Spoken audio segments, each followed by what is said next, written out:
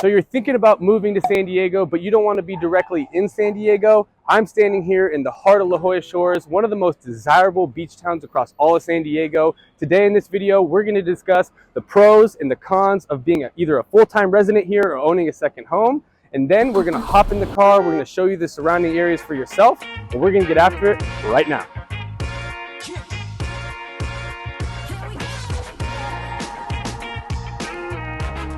I want to talk about the pros and the cons of living in La Jolla Shores. Let's start with the pros. Number one, the weather. Duh, the weather is pristine here in San Diego, especially in La Jolla. For all you Spanish speakers out there, La Jolla means the jewel, and rightfully so. It's 70 and sunny year round pretty much. Maybe you get a little bit of rain here and there, but there's no tornadoes, no hurricanes, there's no snow. So the weather here in La Jolla Shores is really pristine. Number two, let's talk about the walkability. The walkability of La Jolla Shores is fabulous. You can go from your single family home or condo, walk right down into the strip of La Jolla Shores, and you can get boutique shopping, you get casual dining, fine dining. If you want to rent a kayak or a paddleboard or go snorkeling, it's really all right there to do. So it's really fun for families and kids and all people alike. And then number three, let's talk about La Jolla Beach and Tennis Club. It's right there in the shore. So if you're a big tennis player, if you like to host parties or gatherings, you could be a member there. It's not cheap, but again, it's right there in the heart of La Jolla Shores. And number four pro would be the fact that it is a mature neighborhood, okay? So people in their 50s and 70s who are looking for a beach town to settle down in, or to have a second home, or to retire, it is really, really nice because you have that private, exclusive feel in the shores. You don't have those party goers and those college kids that are really down south about 20 minutes in Mission Beach, Ocean Beach, and Pacific Beach. You're here right in the shores, and it's a very quiet, quaint neighborhood, and it's really relaxed. You do have families there, so you do have young families maybe starting out in their early mid-30s, and there's kids there. So again, you get a mix of both, but it's not the rambunctious neighborhood that you might get in other parts of San Diego. Number five would be the location, right? La Jolla itself is located very, very nicely in San Diego. It's not too far from downtown. It's really close to some local famous golf courses, so if you're a big golfer, that's a plus. La Jolla, just the location of La Jolla in general is really, really nice, considering the rest of San Diego. And then number six, I would say a pro is no HOA. So if you have a single family home in La Jolla Shores, you are not held accountable from an HOA, which is really nice. So any of you who have had negative experiences with an HOA know what I'm talking about. But the condos do have HOAs, so just be aware of that when you look to purchase in the shores. So now moving on to the cons of La Jolla Shores. The number one downfall of La Jolla Shores, I have to say, and most of San Diego's like this, would be the traffic. Getting in and out of La Jolla Shores is really difficult at times, especially during peak months between Memorial Day and Labor Day. That window of time in the summer, it is really difficult to get in and out of La Jolla Shores, so that is something to be aware of. Number two, on top of that, would be the street parking. Year-round street parking is actually pretty tough, but especially in those peak months that I mentioned. So just be aware if you're looking to get into La Jolla Shores, the street parking is pretty tough at times. And number three is if you're a full-time resident there, it's pretty touristy, right? So you're gonna get people from all across the world that are gonna come in for maybe a week or two at a time, and even people that live outside of the shores in San Diego that want to bring their friends and family there for a gathering. It is a pretty touristy area, so just be aware of that. Number four, this is all California too, but property taxes. Property taxes are really high in San Diego. La Jolla is considered San Diego, so just be aware of that when you're looking to go buy in the shores. Number six would be grocery stores and department stores are not walkable, so you have to go out of the area for those. They're not too far away, to be honest, but again, it's something that you have to go drive to go do. Number seven, cost of living, and this is for most of San Diego, but especially in La Jolla Shores, it is really expensive to go out and casual dine and fine dine and do some of these things that I mentioned. So just be aware, it is not cheap to live in La Jolla Shores. And then number eight, if you do have a family with kids that are in that years of going to school, there is no school that's walkable. You do have to drive your kids to school. So just be aware of those things that I mentioned. Now, moving forward, I want to talk about newer builds versus older builds. Okay, so La Jolla Shores is a very historic area. They have properties that were built in the 1950s, 60s, and 70s. So that being said, when you do buy an older home, these are things you need to be aware of. You need to be aware of potential lead-based paint that was used. A lot of these properties have been repainted, but just something to be aware of. You might have a lot of wood damage and termite that is with the property, because in California, for all you people out of state, termites don't freeze over the winter, so they tend to linger and tend to damage the wood. So that's something to be aware of.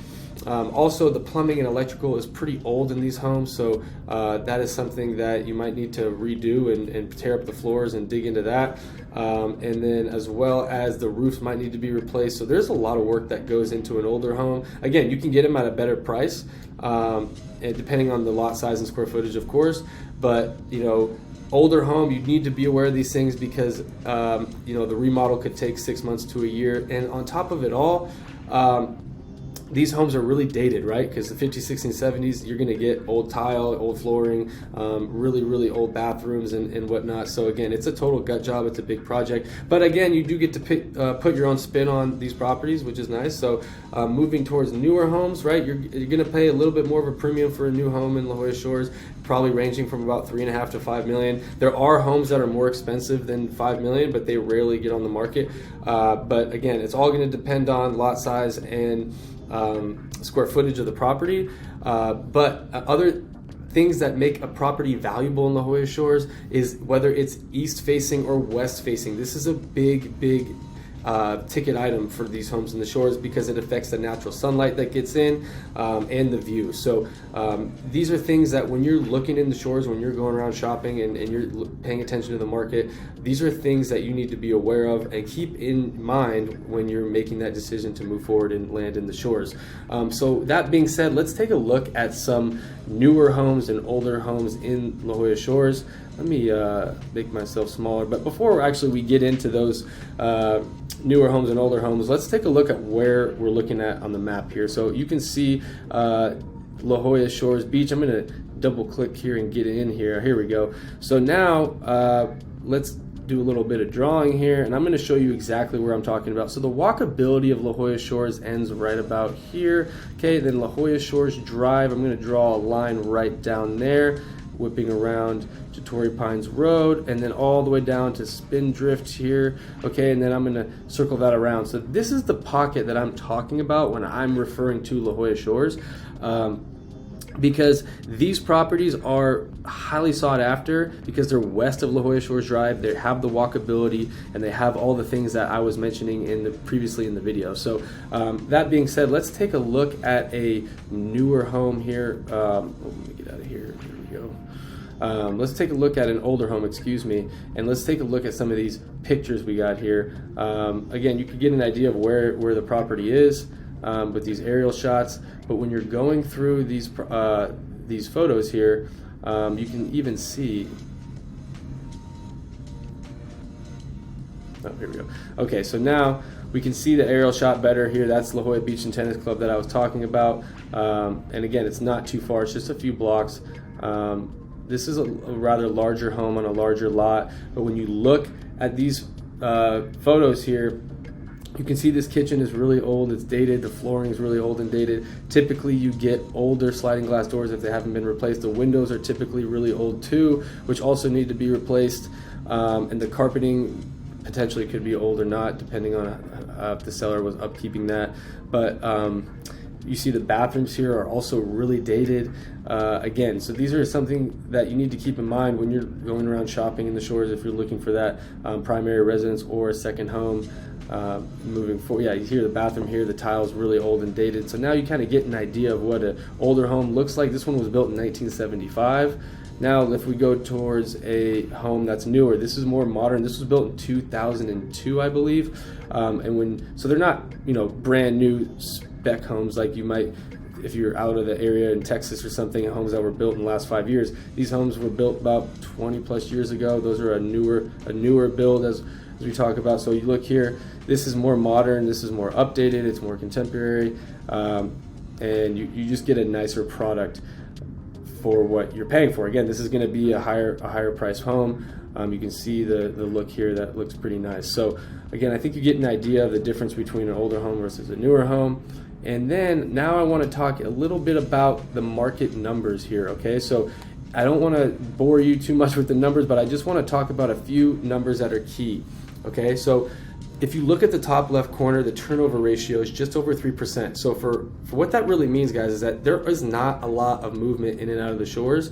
Which means, and you can see the number to the right, the average stay in years is just over 15 years. So people that live here, they really love living here. They love being here. They're not really looking to move out right when they move in, okay? So another thing to look at here on these numbers, and I will pull them up for you with a drawing here. If you look at the absentee, the amount of absentee owners there, okay? That's when you're looking to move into a neighborhood, how many people actually own their property as a primary residence, which is the owner occupied, versus the absentee, which is the people that have second homes or investment properties. So looking at this number here, 340 versus 603, that's about just over 56% of people have second homes or investment homes here in the neighborhood versus about 44% of people that live there full-time as their primary residence. So again, the average sale price is 3.4 million, just above, so keep that in mind too on your search. And anyways, that just gives you an idea of how many people are actually living in there full-time versus how many people have investment homes. Anyways, I hope these numbers helped. I hope this video helped to give you an idea of what it's like living in La Jolla Shores. If you are looking to buy and sell or looking to get into the area, I'm happy to be a resource for you. Please reach out to me via text, email, call. I'm happy to be that resource. If you haven't already, please like and subscribe for more content. I'm going to be producing a lot more content and a lot more value here as we move forward. I hope this video is beneficial. Feel free to let me know what you think in the comments below, and I'll see you next time.